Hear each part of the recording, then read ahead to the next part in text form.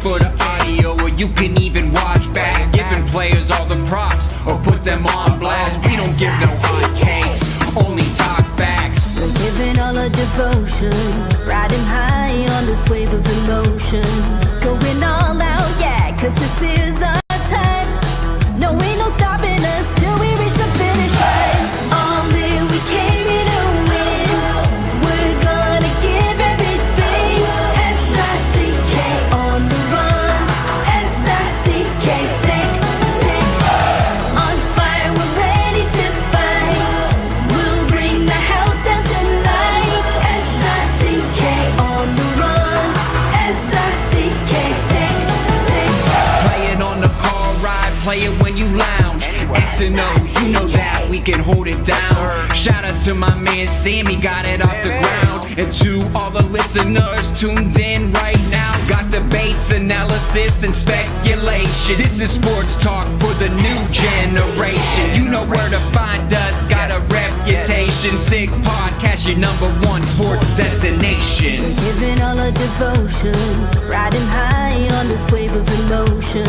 Going all out, yeah, cause this is our time. No, ain't no stopping us till we reach the finish line. All in, we came here to win.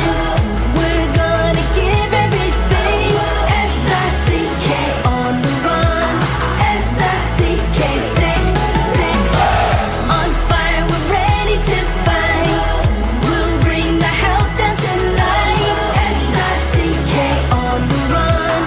S-I-C-K, sick, sick.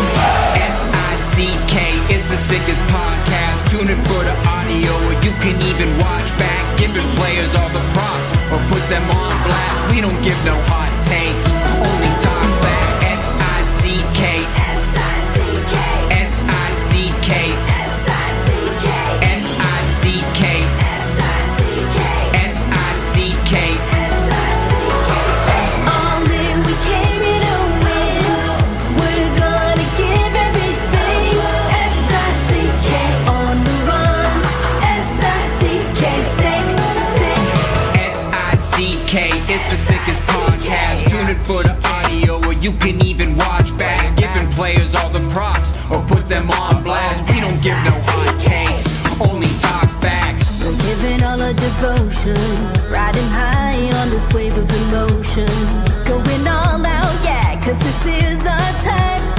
No, ain't no stopping us till we reach the finish line. All in, we came here to win. We're gonna give everything. S-I-C-K on the run. S-I-C-K, sick, sick.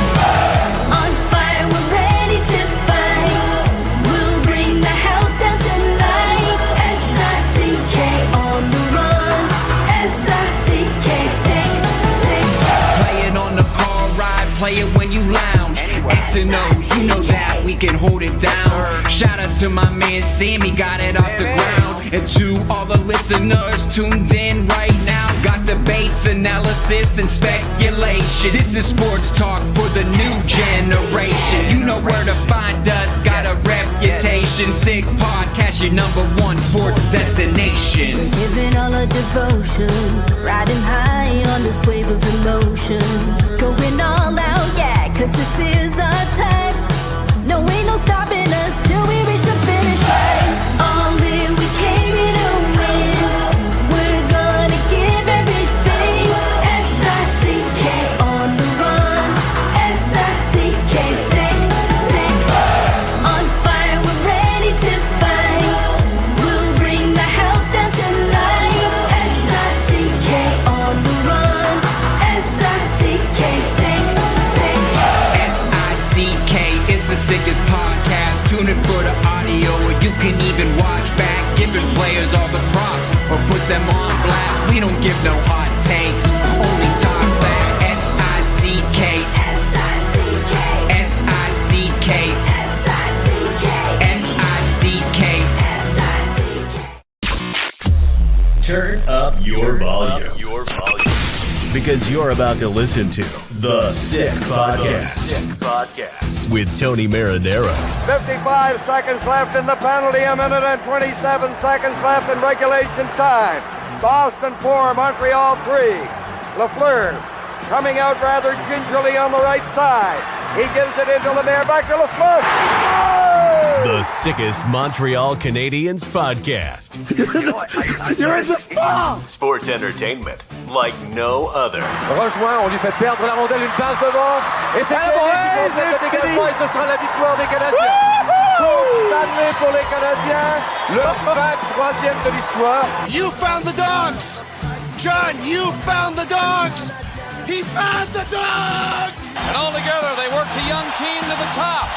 And now, a 24th Stanley Cup banner will hang from the rafters of the famous Forum in Montreal. The Canadiens win the Stanley Cup. Brought to you by Energy Transportation Group. Driven to be different. La Vida TB. It's gonna be sick. Marinaro on this Wednesday, May 10. It is 1 minute past 10 o'clock Eastern Standard Time, and the Toronto Maple Leafs are still alive. They beat the Florida Panthers by a score of 2-1, and the Toronto Maple Leafs avoid the sweep. The series goes back to Toronto, the Leafs with some life, of course. And that's okay, because you know what? Let's just see this series go on as long as it. By the way, the second round of the playoffs hasn't been too great, has it? The first round was absolutely fantastic. The second round has been not very good, to be honest. Anyway, more on that. George Larac actually joining us, if all goes well, in just a minute here. It is the Sick Podcast, brought to you in part by Energy Transportation Group, a leading full-service logistics provider serving all of North America, driven to be different. Also brought to you in part by Excel Moto, the premier motorcycle and scooter dealership in Montreal for over 20 years. Their dealership carries 7 different motorcycle and scooter brands. The number one Aprilia and Piaggio ambassadors for the last 5 years. Excel Moto, your ultimate destination and best customer service. For me, the only place to buy a Piaggio and or a Vespa scooter in Montreal. And I'll tell you right now, they are at 5480 Rue Paré. And you can give them a call at 514-738-6686. And also brought to you in part by Bittt at Tibi, brewed in Quebec, a winner of a dozen international awards. Bittt at TV, these guys right here. Look at that. All right, okay. They offer quality microbrewery beers made with premium ingredients for everyone's taste. Bittt at TV, embrace your true nature. We're going to talk with George Larac tonight, and we're also going to talk with Stu Cowan. George Larac, by the way, is at the Edmonton Oilers game. I don't know if we're actually going to touch base with him. We touched base earlier on, and we said that we were going to try. And I don't know. I don't expect him to join us, but if he does, I mean, like it's great. I mean, if I was him, I would enjoy the game. But what can I tell you? He loves us. He might want to check in. Vegas leads this series 2-1, with Game 4, of course, in Edmonton here, and this is at the Rogers Place.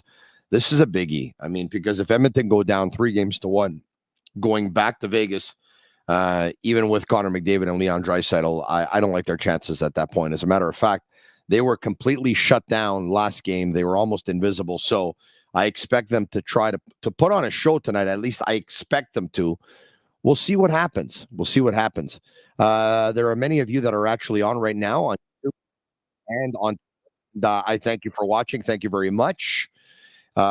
Stuart Skinner has to be stellar, says K-Wolf, and he was pulled last game, and this is not the first time that he's been pulled in the playoffs. Not the first time. And there was a game in round 1, of course, versus the Los Angeles Kings. I called my buddy, and I said, what would you do? And you know what? He got pulled. Jack Campbell came in relief, and Campbell played great.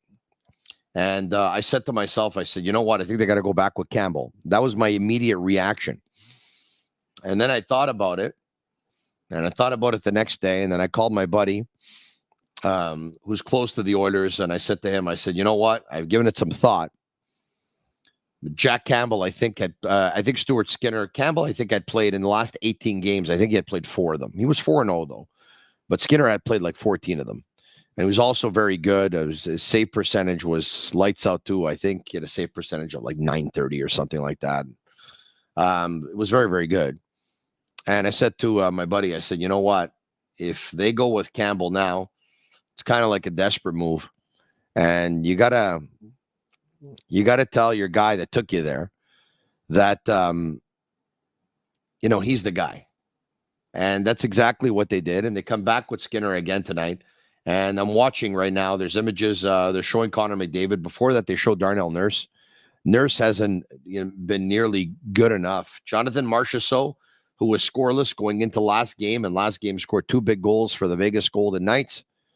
And one comment says, your scouts seem to have very strong opinions on Pierre-Luc Dubois becoming a Hab. Yeah, well, on draft lottery night, I asked Kyle Woodleaf of the Red Line Report if he would make a pitch for Pierre-Luc Dubois, and he said not a chance. And then I asked Simon the Snake Boisvert if he would go after Pierre-Luc Dubois, and he said no. You're probably all sick of the Pierre-Luc Dubois talk right about now, but I'm going to warn you, it's going to intensify between now and the 28th of June. Why? For several reasons.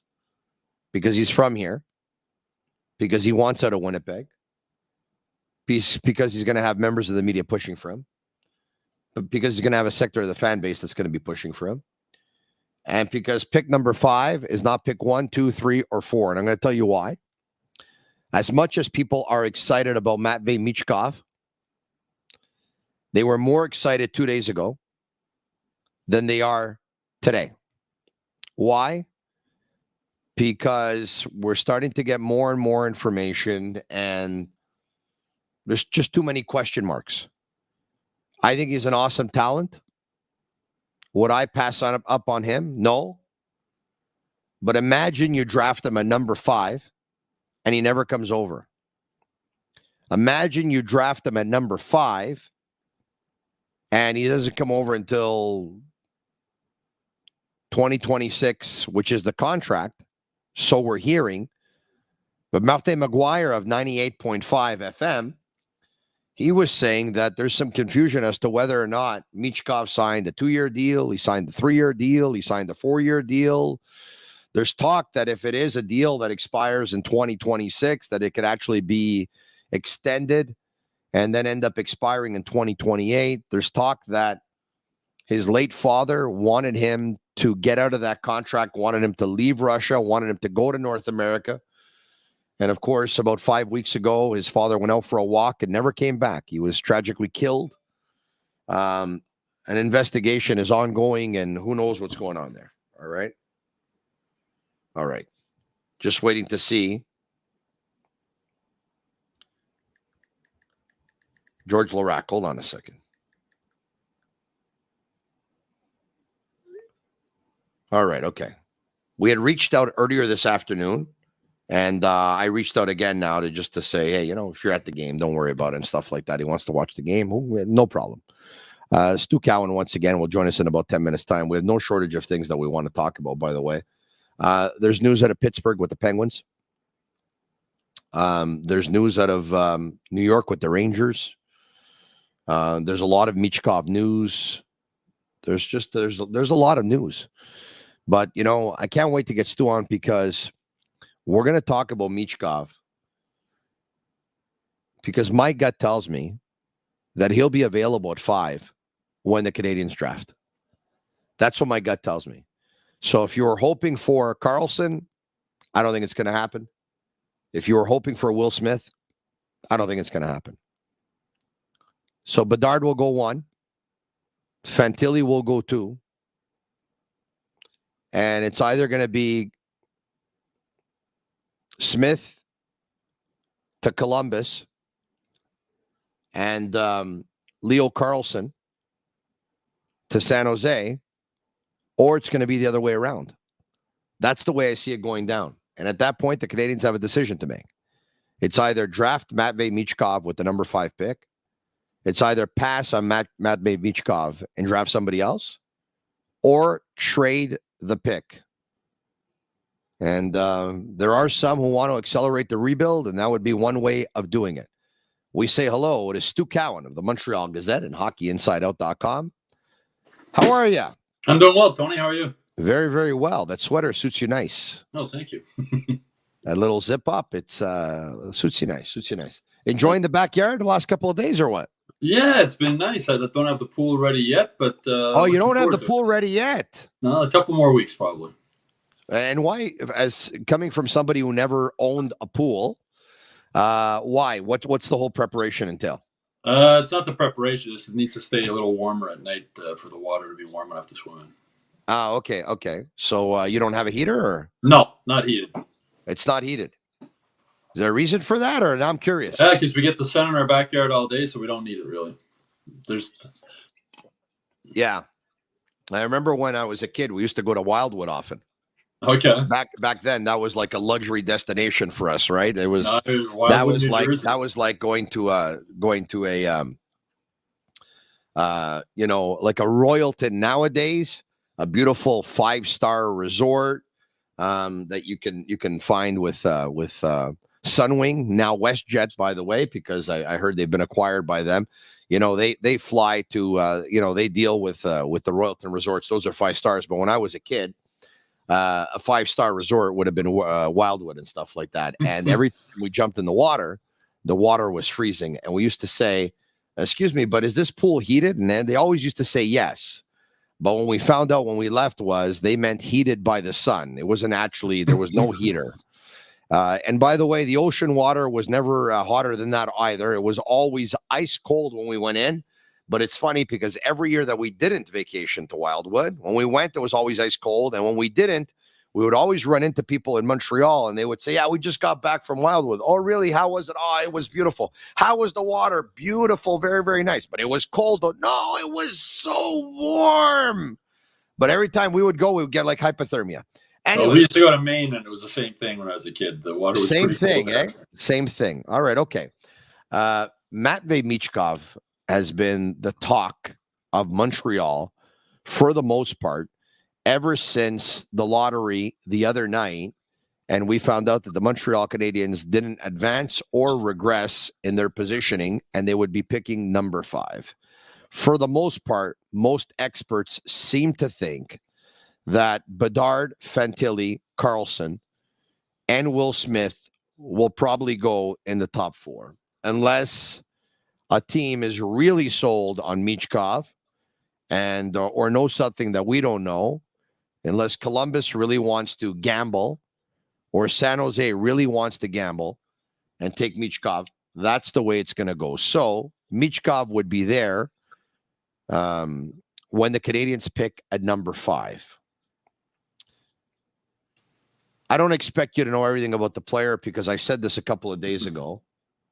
Everyone who covers the National Hockey League full-time and pretends to know every single thing that there is about junior players, they're faking it. Well, it's impossible. I don't pretend to be anywhere near an expert on these players, Tony, because I never see them play. I see them and neither am I. We see them in big tournaments. That's it, right? That's it. See them on TV at big tournaments. You don't even see them live, and so it's hard to. I don't pretend to be an expert on these guys. Some people I respect who I know are scouts and whatnot, but I mean,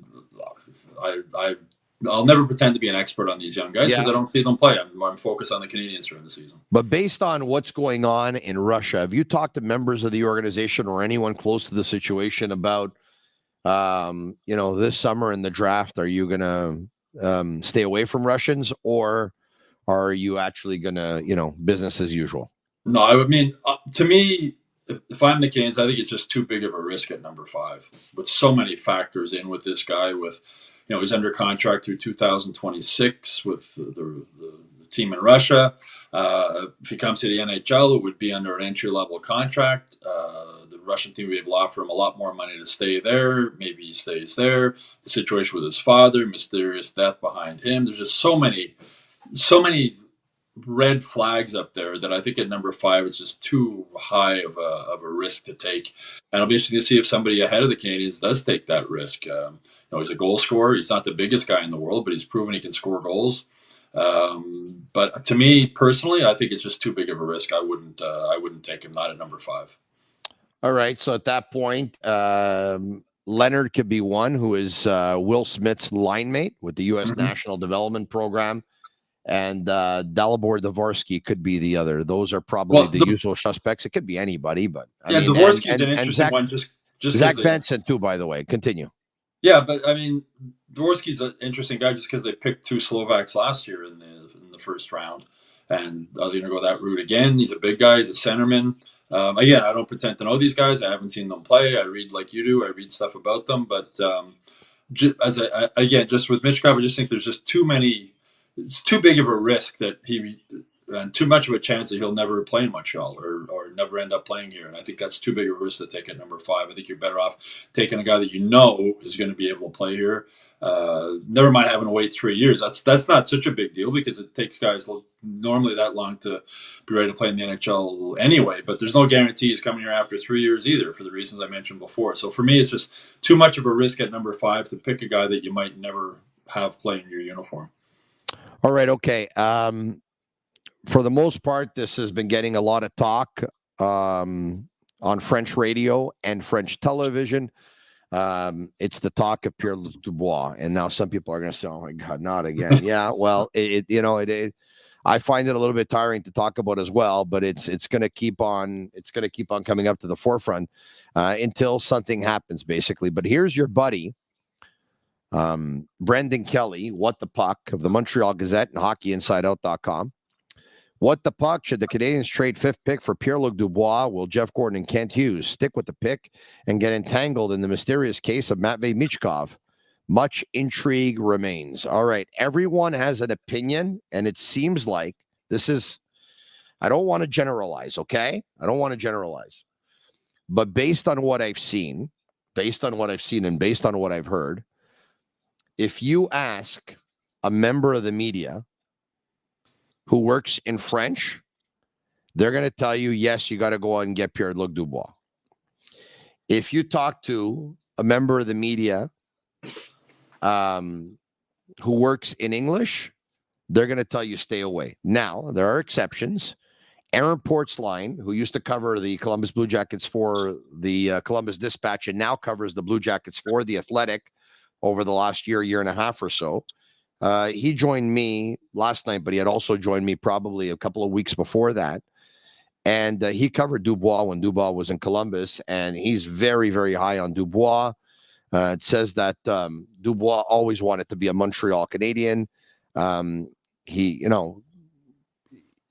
was the Blue Jackets were worried that the Canadiens were actually going to offer sheet him. So they traded away a couple of players so they can get rid of the salary so that they can have some salary available to them should they had to match an offer sheet from the Canadiens at that point. And when he asked the Columbus Blue Jackets to trade him on more than one occasion and they didn't, that's why he went out and he dogged it for like a 20-second shift and showed he was completely uninterested. And that was his way of saying to the Columbus Blue Jackets, you don't want to trade me to Montreal? Well, this is what you can expect from my shifts. And that was the last shift he ever played with the Columbus Blue Jackets, and they traded him. Your thoughts? Well, what happens if he comes to Montreal and he's not happy here? Is he going to pull the same thing here to try and get out? That's a big red flag for me. A guy not just quitting on his team, but quitting on his teammates like that on the ice. I have a big problem with that. And I also doesn't show a lot of professional pride, does it? It doesn't show pride. It doesn't show respect for the game. It doesn't show respect for the teammates. It doesn't show respect for the contract he has and the money that team is paying him. Doesn't show respect for the fans. Or the fans that paid to watch the game. Exactly. So that's to me, that's a big concern.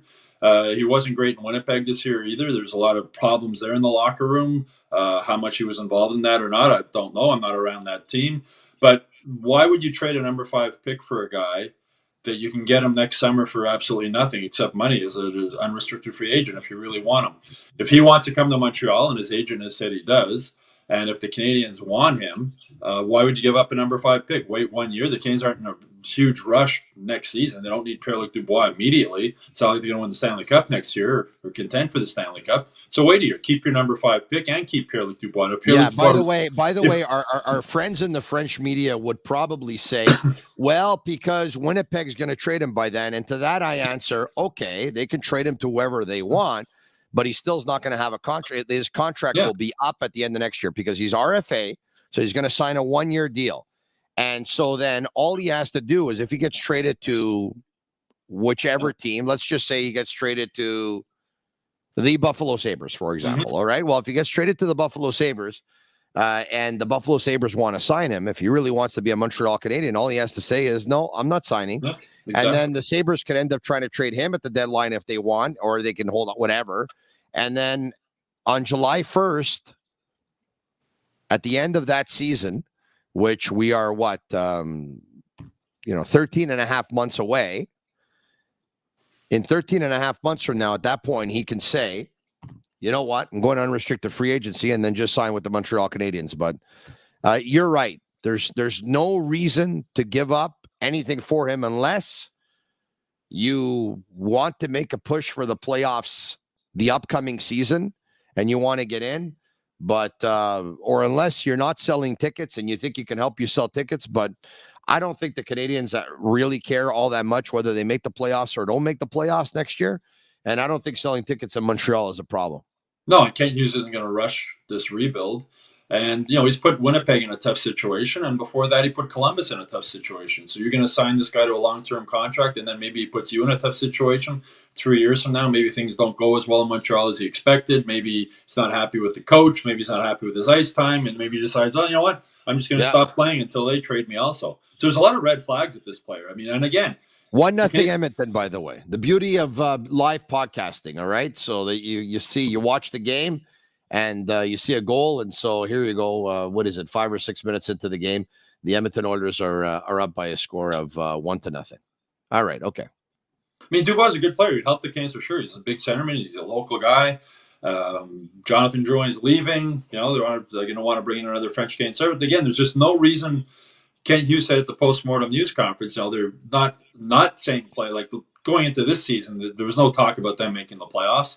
Going into next season, Kent Hughes said, we're going in. We think we might have a chance to make the playoffs, but they're not going to speed up the process. So why are you going to, if they were going to be a Stanley Cup contender next season, and you thought Pierre-Luc Dubois might get them over the hump or get them to the promised land? Oh yeah, but why would you give up anything again for a guy who seems like he wants to come here and a guy you can get next year for nothing? I mean, if the Jets, he's going to sign a 1-year contract through arbitration. Yeah. And then if he plays with Winnipeg, and Winnipeg, he's going to be hard to trade, obviously. But then at the trade deadline, maybe some team takes him on as a rental, knowing that he's just a rental, and then after that he signs with the Canadiens next summer if he wants that, and if the Canadiens want that. Yeah. Did you see Lane Hudson's goal the other day in the shootout? Did you see that? I did. Amazing. Kid's good, eh? There's no doubt he has skill. I mean, I know at the draft when they drafted him, when he showed up at the podium to be interviewed, it looked like he had borrowed his father's sweater. I mean, the kid's so small, but I mean, he can play. And as the Canadiens said when they drafted him, he's that sort of modern day defenseman that can control the offensive play and skate it out and move the puck like Hughes does. And he's definitely got to get bigger. He's got to get stronger. It looks like he's going back to university next season. He probably should go another season after that also. University is where you can add strength, where you can get bigger and stronger. It certainly didn't hurt Jordan Harris staying all 4 years at university. But this kid's an incredibly gifted hockey player. There's no doubt about that. The size issue is a concern.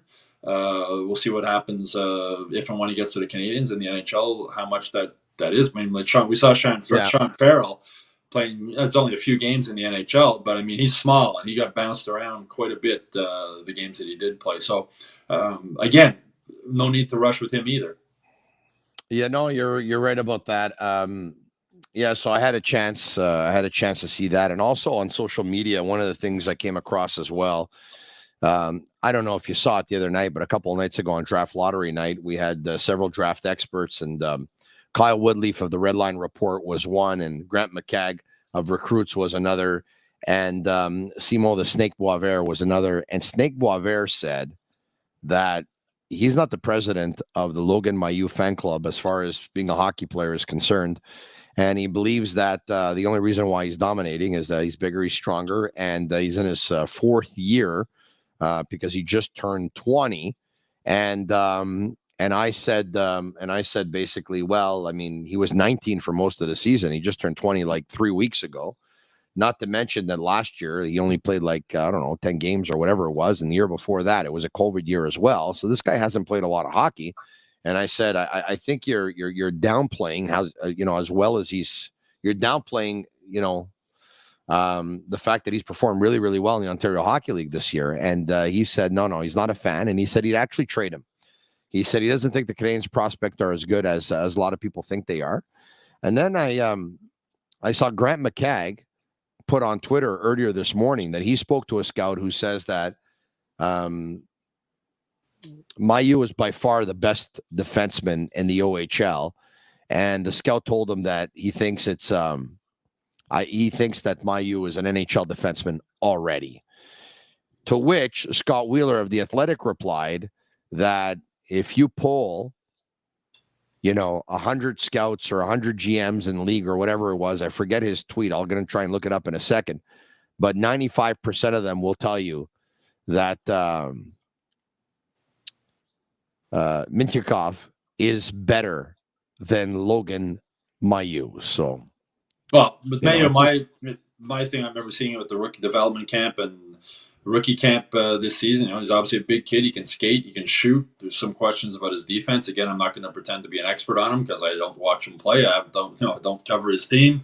But I tell people this about the draft all the time. It's a crapshoot. You're trying to predict what an 18-year-old kid is going to be like when he's 21, 22, 23. There's so many factors involved as far as gaining strength, as far as maturity, physical, mental maturity, handling the pressure, everything else. I always tell people, look at the NHL guide. I don't even know if they still publish it, but the big, thick NHL guide they used to put out every year, or just go online and look at the first, not the second, third, fourth, fifth. Look at the first round of every draft of every year, and half the guys you won't even know who they are. It's such a difficult process trying to predict what kids at 18 years old are going to do when they're 21, 22. The NBA draft the NFL draft, the players are older. They've been through university already. It's a crapshoot. I mean, Alexis Lafreniere, everybody thought Lafreniere was the unanimous number one pick, right? The year he got drafted. Yeah. Ended up playing on the fourth line with the Rangers, did nothing in the playoffs this season. It's a crapshoot. I mean, the Connor Bedards of the world, or the Connor McDavids or Sidney Crosbys are the ones that come along once every maybe 10 years or so that are, they're going to be good when they get to the NHL. But apart from that, it's a crapshoot. It really is. And it's a tough thing to predict how any player is going to do at 18 years old, how they're going to be when they get to the NHL. So different people can have different opinions on it, but as every draft, to judge the draft 4 or 5 years after the draft and see how many guys are there. And as I said, go back, just look at the first round go year by year through the first round of the draft. There's going to be more names that you've never heard of than there are that you know. It's going to be such a huge draft year for Nick Bobrov and company, right? It's going to be a big one. The Canadiens with the 5th pick. What does your gut tell you what they're going to do with it? Well, I think they're going to keep it. I don't think they're going to trade it. And if Will Smith is available, I think you're going to take Will Smith because there's a connection there with Kent Hughes. Kent Hughes used to coach him in minor hockey. Kent Hughes talks about the importance of character and whatnot. And as he said in his news conference or his Zoom conference after the draft lottery, he knows him this kid as a character. He knows he's a good person. He'll rely on his scouts who have seen him play more often recently because Kent hasn't for the hockey side. But I think if Will Smith is available at number 5, I think that's the guy they're going to take. If he's not, again, I think Dvorsky could be a guy, just big centerman. Excuse me, the Slovak connection with Masar and Slavkovsky from last year. They obviously scouted. They know players from that area. So I would think, and again, maybe they go with Michkov if he's available. I mean, I wouldn't. I just think there's too much of a risk. But I think those are the two guys that if they're available at number 5, I think Will Smith would be their first choice, and if not Dvorsky. But that's just my speculation on what I think would happen. I don't think Will Smith's going to be available. No, I really don't. Or do the Canadiens try and trade up? I mean, if they really like Will Smith that much, and another team is sort of uncertain, do they maybe trade up? And but how many times does 5 trade with 3 or 5 trade with 4? Not that often. But I mean, thing with Kent Hughes. Kent Hughes is an aggressive GM. We saw that at the draft last year when he made the trade for Kirby Dach. So, I mean, if he's that high on Will Smith and they think he's going to go earlier, I'm sure he will try it. I imagine he might try to make a move to move up and get him. But I think if he's available at number 5, I think that's the guy the Canadiens take.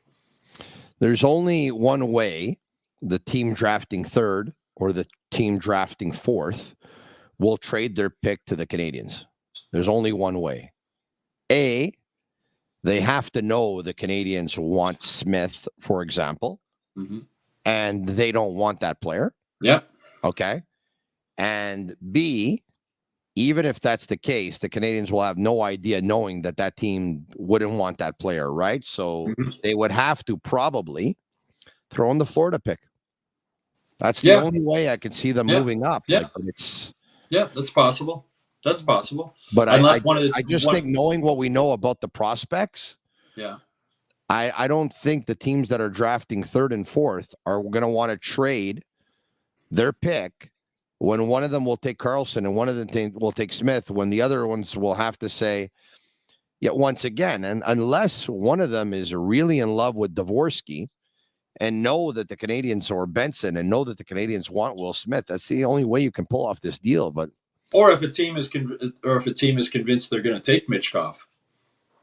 Or if a team is convinced that they're going to take Michkov. We're going to take Michkov, and if we can make a deal with the Canadiens and they don't want Michkov and they want Will Smith, that's another possibility there, where the Canadiens move up and take Will Smith, and that team takes Michkov, who they wanted anyway, and maybe gets the Canadiens' other pick in the first round or something else. Yeah. If you said the gamble was so big for Montreal, it's so big for those other teams too, right? I mean, there's so much on the line. Can you imagine drafting a player at 3 or 4 and he never comes over? And, you're talking about Logan Mailloux earlier. And, I've written many columns of why I thought it was a really bad move by the Canadiens to draft him when the kid said he didn't want to be drafted. Yeah. But I also, do the Canadiens want to keep that story around? Logan Mailloux has done everything he since that time to try and show that that's not the person he is, or that he's changed. He's a better kid. He's done everything he should. He deserves a second chance. He should play in the NHL. But do the Canadiens want that story following them around? So does maybe Logan Mailloux somebody they'd be willing to throw into a trade at the draft this year? You know what? It's I have a little bit of maybe it's a crazy opinion on this, but I've been called many things in the past, and crazy has been one of them. Let's just say the Canadiens trade Mailloux. I'm not so sure that it looks as good on the Canadiens as some people actually think and say, okay, because you're going to have a lot of people who are going to say, you know what? They corrected something that should have never have happened. You're going to have a lot of people that are going to say that. But you know what? You have an opportunity here. You've put together certain programs. You're helping him try and rehabilitate himself. You're helping him through this experience. You want to turn a negative into a positive. You want to be able to make him go to school and talk about, certain responsibilities with social media and some of the temptations that come with it and some of the dangers that come with it. You could turn a negative into a positive here. And if you trade him, it almost looks like you're washing your hands and you don't want to work with him. So I don't think it would look that great if they would trade him. And I understand that there's going to be a lot of people that would want them to trade him. They have worked with them already up to this point. They totally, that was, they'd be teaching the Logan Mailloux situation in marketing or public relations schools for years of how not to do something, right? I mean, they weren't prepared at all for the backlash, which was shocking that they weren't prepared for the backlash. They weren't prepared to answer questions at the draft. They weren't prepared to answer questions after the draft. It was 5 days, I think, till Jeff Molson held his Zoom conference after they had drafted Mailloux. It's shocking to me still that they didn't. It's not like all of a sudden they'd pick 28 and Mailloux was still available. So, you know what, maybe we should take Mailloux. They had draft meetings for weeks leading up to it. They were going to pick him if he was available. That was their plan. But how they didn't have a plan to try and put some kind of a more positive spin on it rather than Marc Bergevin just saying, well, he's a good hockey player. They underestimated the gravity of the situation. Yeah. And the ramifications thereafter. They totally but here's the deal though. If Marc Bergevin was still the GM, Paul Wilson was still the head of communications, and if they were still here, at one point they could probably trade him and say, you know what, we made a mistake here. This is going to be our way of correcting it. Jeff Gordon and Kent Hughes, it's not their mistake. No, it's I think it's easier for fallen on their lap. I think it's easier for them to trade them, and it's not. I mean, it was also Jeff Molson's mistake, right? He signed off on it, of course, yeah. So was he? But again, I mean, if I don't know if the Canadiens want and this Logan Mailloux thing to continue to be part of them. Like, I don't know if they want to have to answer questions with this going on and on and on. Maybe they're very comfortable with it, and they have, as I said, since that happened, the Canadiens have done a lot of good things to try and turn a bad situation into a better situation. Logan Mailloux has done the same also. I know when he spoke with us at training camp, he said that at some point in the future he'd like to speak with kids about this issue, but he says, first I need to get myself right. Also, first I have to do what I need to do to get myself in a better place. So, Yeah. I remember that the scrum that they had at the training camp. It's easy to forget how young Oilers are flying, by the way, 3-0, a goal by Matthias Ekholm. Go ahead, Stu. It's easy to forget how young these kids are. He was 18 at the time, I guess. Yeah. He was surrounded by 30 media people right around him. Tough situation for anybody, never mind a young kid. And he handled himself really well. He seemed very sincere in his answers. He seemed... I think it's easier for older people maybe to put on a false front in that situation than it is for a younger kid.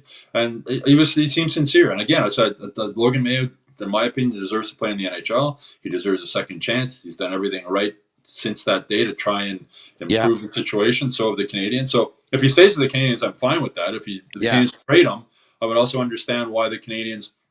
And I don't think Kent Hughes isn't going to make that trade just to get rid of Logan Mailloux. He's going to make that trade because he thinks it's going to make the Canadiens better. So that's going to affect. So if there's a trade there where they can move Logan Mailloux and make the team better in their opinion, I wouldn't be shocked if they do that. One of the things you said, Stu, was not so sure the Canadiens want them this following them around the whole time and questions about it and this and that and whatever. Like, I understand that us members of the media, we have to ask questions. Really, I get it. But what do we have to ask still about Logan Mailloux? Like, are we going to go back on that, or like? No, I mean, to me, it's always going to be part of his story, right? He was in charge of the sexual. That's not going to disappear. That's going to follow him, and that's part of the price he's paying for what he did. That's going to follow him forever. It's always going to be part of my story that I am the greatest looking Montrealer that ever worked sports radio in this city and now podcasting. But I mean. Comes with the territory. I have to answer, but I have to answer. Yeah, but and again, I mean, as I said, Logan Mailloux, to me, he did a dumb mistake, a horrible mistake when he was a young kid. He was a young kid at the time.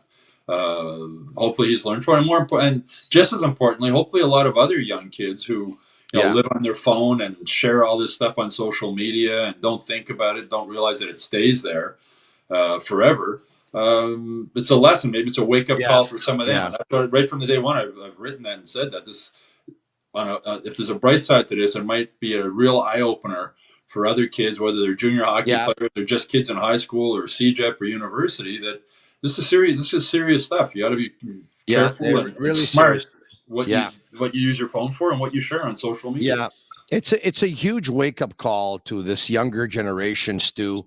It's a huge wake-up call to everyone, really, in that, the phone is a very, very dangerous thing, and social media is a very, very dangerous thing. And the reality is that in 2020, 2021, 2022, 2023,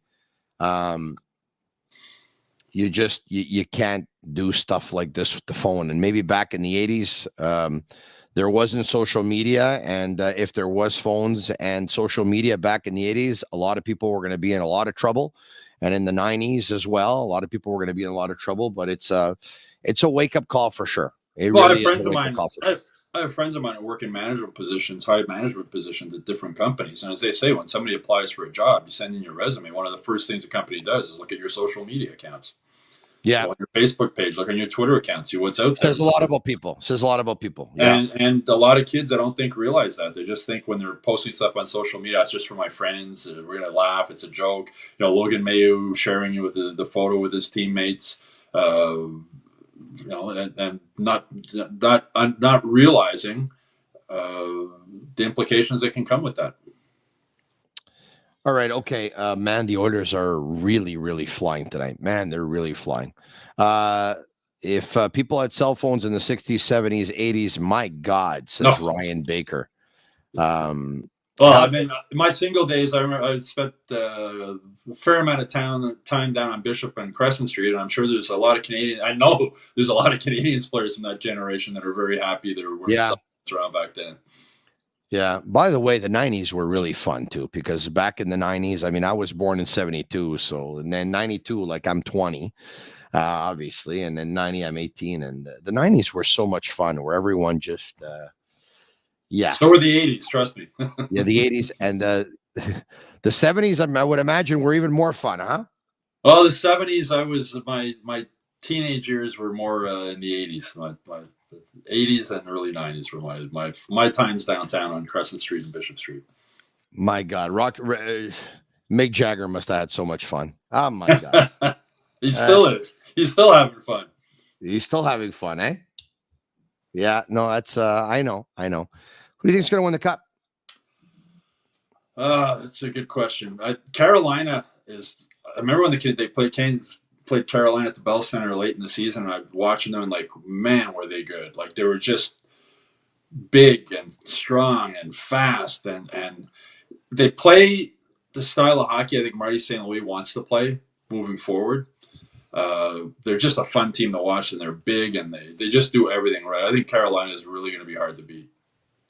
I shared this story before, but when I saw Michael Matheson several weeks ago, maybe now it's even a month ago, I don't remember now, at St. Gabriel's Elementary School in Point St. Charles, and I said to him, I said, Mike, that who's that one team that you played against them in the regular season? You said, oh man, they're good, and I think they can go all the way. And he said, well, Boston, obviously, when they're on, they're on.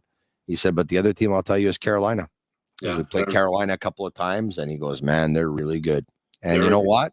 Boston didn't look like it in the playoffs, but Carolina certainly has.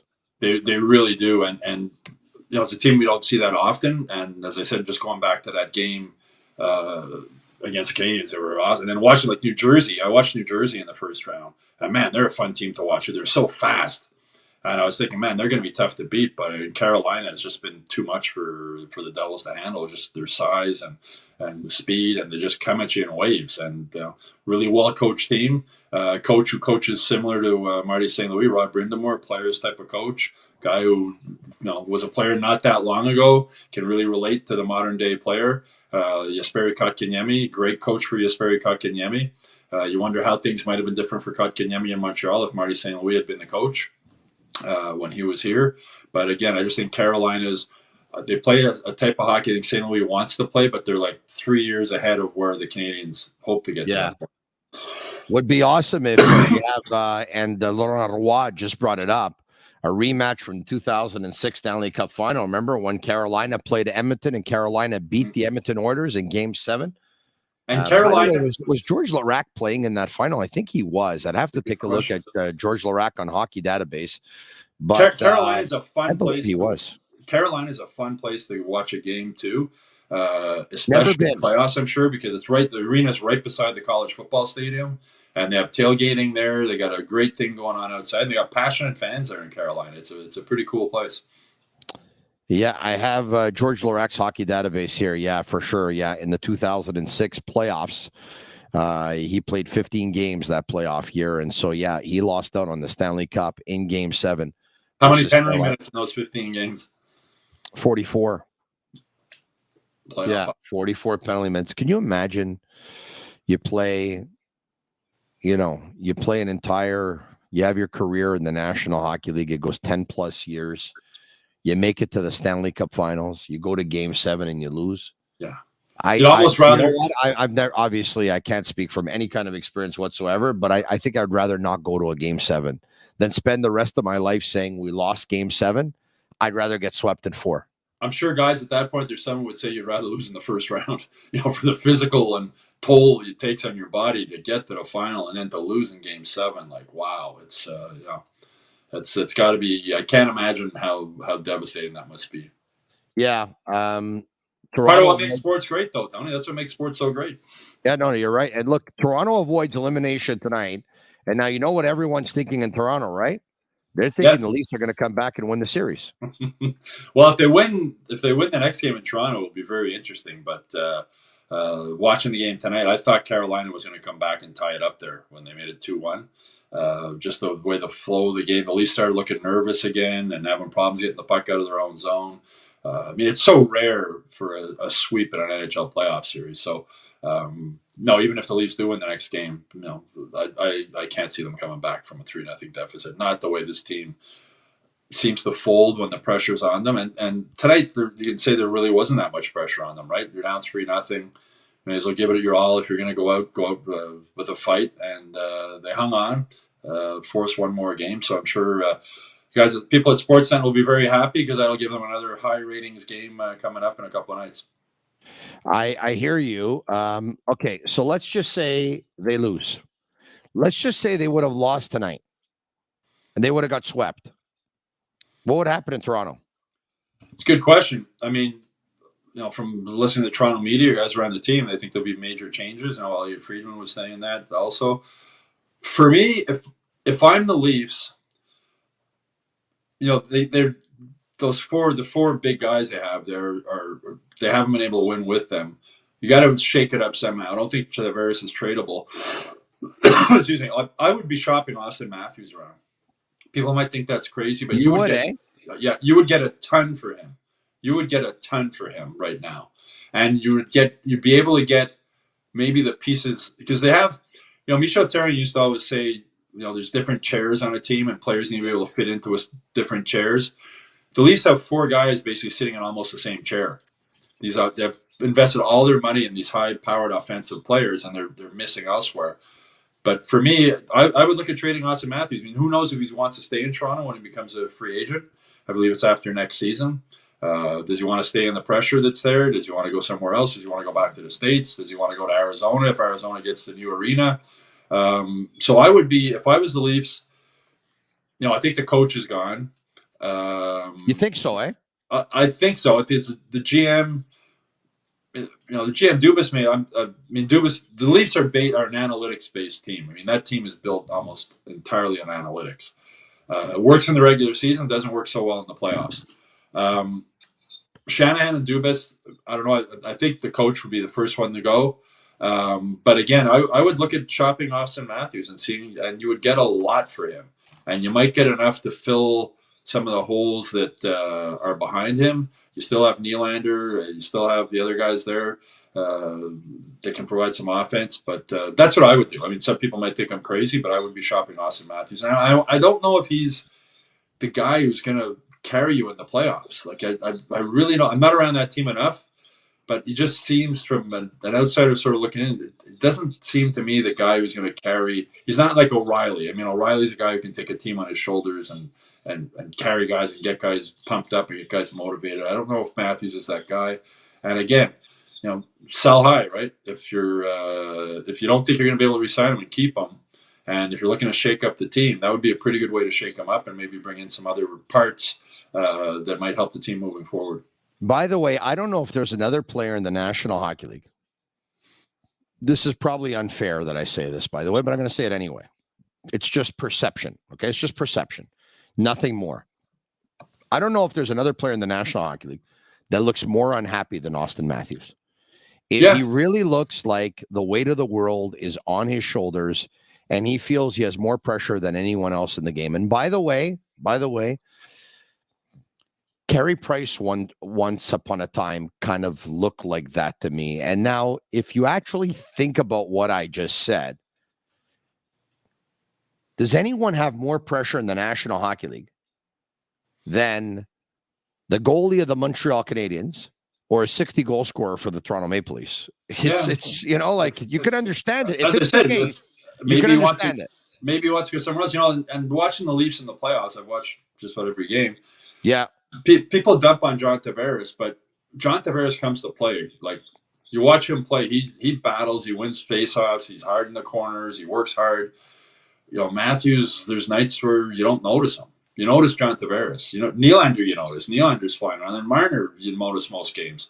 Matthews is the one guy, to me, who, despite scoring the 60 goals, there's nights where you don't really notice him that much. And again, I don't know if he's the guy who is going to carry you through the playoffs. And again, and also the guy you're going to get the most for if you do trade him. You're going to get at least you get a ton for Austin Matthews. Teams are knocking down the door of Dubas, whoever the GM is, to try and get Austin Matthews. And yeah, it'd be a blockbuster trade. You'd get more than one part coming back. That's for sure. But then again, knowing his track record in Toronto, and let's just say they don't win, will a team want to acquire Austin Matthews knowing that in a couple of years they're going to have to give him $15 million a year? Well, because the cap's going up, right? Yeah. The cap's going up. Yeah, I'm sure. And the Leafs probably can't afford to give him that money, but the other guys already have, right? So that factors into it also. But I'm sure there's a few teams out there that would be willing to do whatever it would take to get Austin Matthews. Okay. Jeff Molson said, get ready. Anything could happen any day for Cole Caulfield. But at the same time, I have full confidence in Kent and in Jeff that he'll be signed before the start of the next regular season.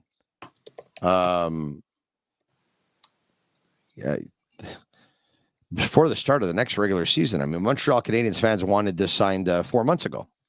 Yeah, but again, there's no one thing about Kent Hughes. He's a smart guy. He doesn't rush into things. And, I asked him in the postmortem about dealing with the pressure of the job. And he says, I don't feel pressure. And a lot of guys say that, but when he says that, I believe it. A lot of guys say they never read social media. They don't care about what anybody writes or says about them. The only guy I've ever really believed who said that was Shea Weber. But Kent Hughes is the one guy, like when he says he doesn't feel pressure, I believe him because he took this, he didn't go looking for this job. Like he wasn't banging on doors to become a GM. He was doing really well in life. He was doing really well as a player agent. He had a great life. He had a beautiful house in the suburbs of Boston. He was a member at a couple of golf courses. Yeah. He could go out for his wife with dinner and nobody knew who he was. Yeah. As a matter of fact, I believe his dad, who lives on the West Island, thought he was pretty crazy for taking the job. He never thought he would take it. He did. He had lived a very charmed life. He worked hard. He made a lot of money as a player agent. When the Canadiens first contacted him, he said he had no interest. His wife basically said, "Are you sure? It's a chance to go back home." And it was after COVID. Both of their parents are still, I believe, alive, and they're still on the West Island. It was a chance to come back they live after on the West COVID. Island. Yeah. Be near the families again. There was a lot of things. She basically told him to think about it. He thought about it. So he's in a position where he has a plan. He knows what he wants to do. He knows how he wants to do it. He's not going to rush into it. If it works, great. He'll be a hero in Montreal. The Canadiens win the Stanley Cup. If it doesn't work, he'll get fired. Like all GMs eventually get fired.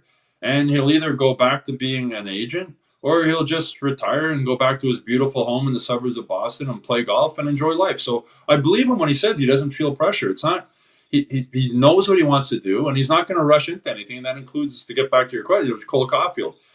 Yeah. They don't need to rush into this. There's not. They have some time. I mean, you go back to the Kotkaniemi offer sheet thing that came in. That's a possibility. But I imagine they're for most of them to say, it could happen any day. I'm sure they're close. It's just a case of finishing it off and getting things done. I think I mentioned this to you the last time. It's sort of like with the Baltimore Ravens and Lamar Jackson, their quarterback, with the contract negotiations with him, and people were freaking out. And then when it got settled, the owner, I think it was the owner of the GM, said, it was nothing personal, it was just business. We wanted to keep him. He wanted to stay here. It was a business, and we just had to figure out, get the number that we both agreed to on. And that's the same situation with Cole Caulfield. I'm sure it'll get done. Yeah. Either it's the term or the money or both. But Cole Caulfield wants to stay here. The Canadiens want to keep him here. I think it'll happen. It's just a case of, I don't want to say who blinks first, but it's a case of coming to that final agreement, like what the Ravens did with Lamar Jackson, where both sides agree. Yeah. Both sides aren't going to be 100% happy because the Canadiens will probably think maybe they're giving up a little too much, and maybe Cole Caulfield's thinking he's getting a little too little. But at the end of the day, I believe what Jeff Molson said. It could be tomorrow, it could be next week, it could be in a couple of weeks. And also, Kent Hughes was over at the World Under-18 Championships. Yes, he was. Yeah, in Switzerland. Yeah. Yeah. So now, he's back. I don't know if he's in Montreal now or if he's in Boston. He's in Boston. He's in Boston. Yeah. So there's time now to finish that negotiation. And again, I think it's just a matter of time before it gets finished. Yeah. you talked about his parents.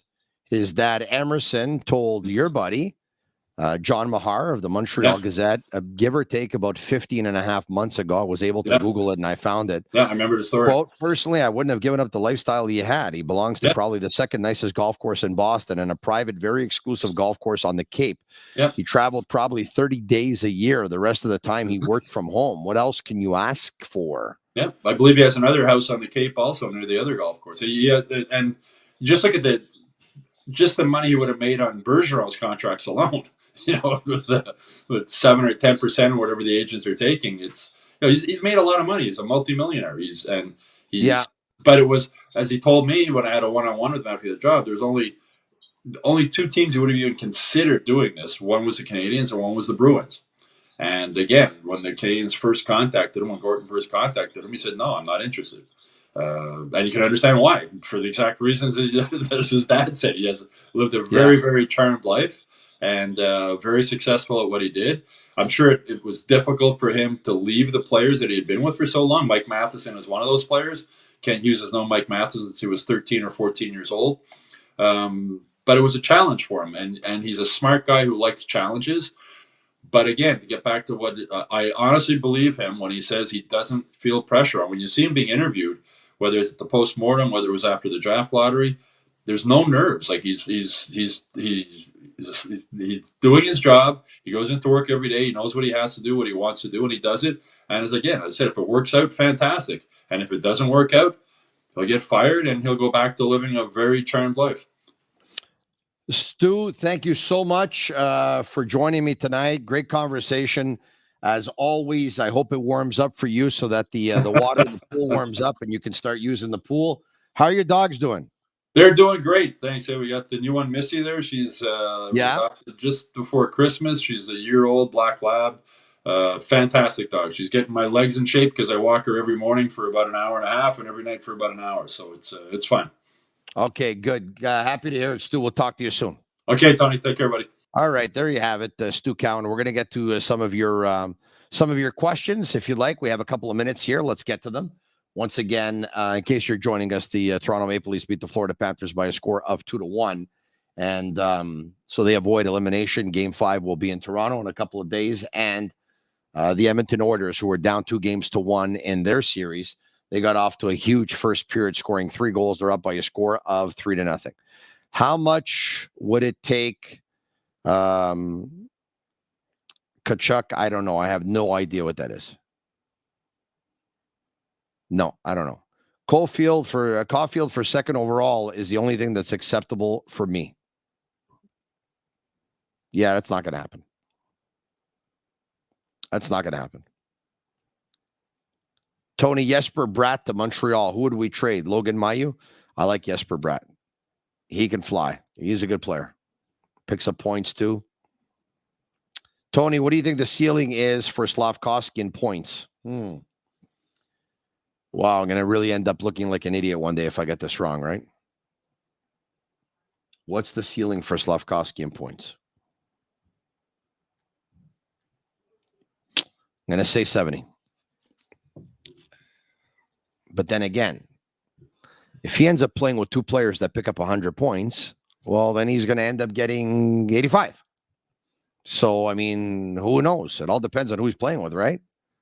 Either way, this is podcasting. And now there's video evidence there for the rest of time. And by the way, if he picks up 120 points, someone's going to say, you said the most he would pick up would be 70. Well, you know what? You ask me questions, I'm going to give you an opinion. I'd rather give you an opinion and have it be the wrong opinion in the end than not give you an opinion at all. It's always been my style and it always will be.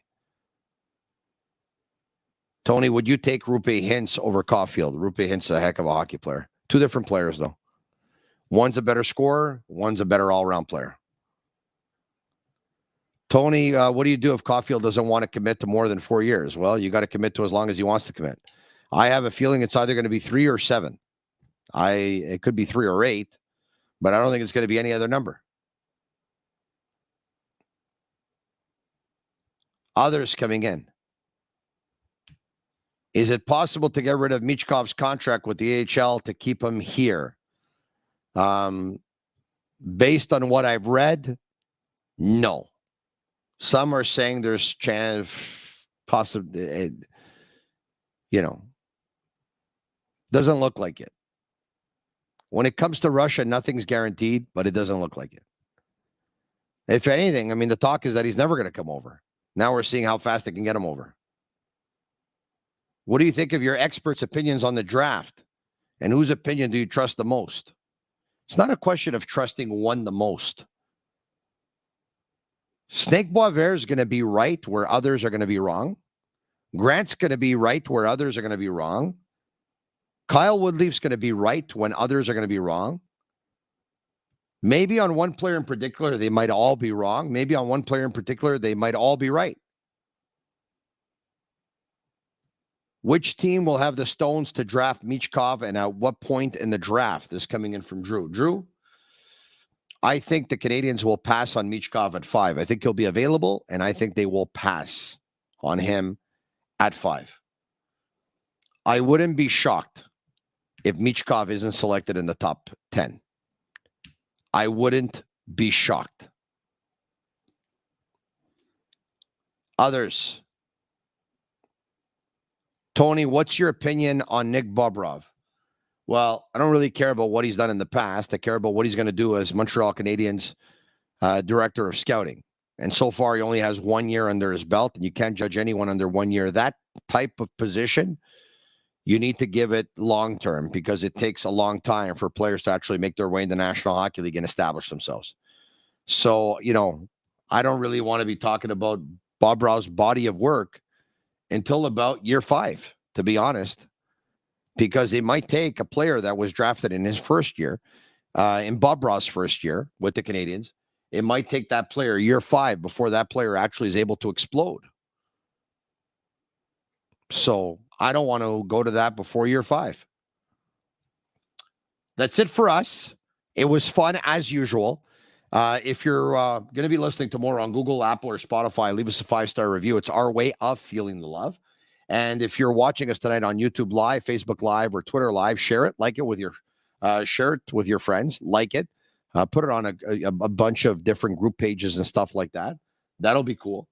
And message SICK, S-I-C-K, S-I-C-K, S-I-C-K. Tomorrow night, we're back, same time, same place, 10 p.m. Eastern. And joining me from 10 to 10:30 will be the guy they call Mapper, Marc-Andre Perreault. Franiello and Sammy at Master Control. They're Cavallaro. I'm.